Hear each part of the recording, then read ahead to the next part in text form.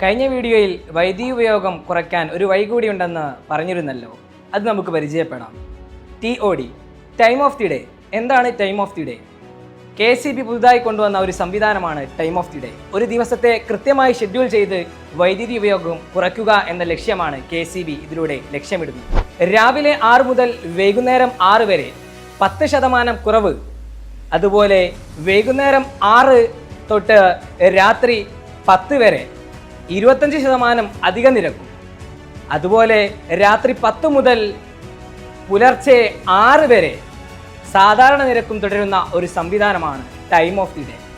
AC, refrigerator മുതലായ ഉപകരണങ്ങൾ പരമാവധി രാവിലെ 6 മുതൽ വൈകുന്നേരം 6 വരെയുള്ള സമയങ്ങളിൽ ഉപയോഗിക്കുക. വൈകുന്നേരം 6 ആവുമ്പോൾ പരമാവധി ഈ ഉപകരണങ്ങളെയെല്ലാം ഓഫ് ചെയ്യാൻ ശ്രമിക്കുക.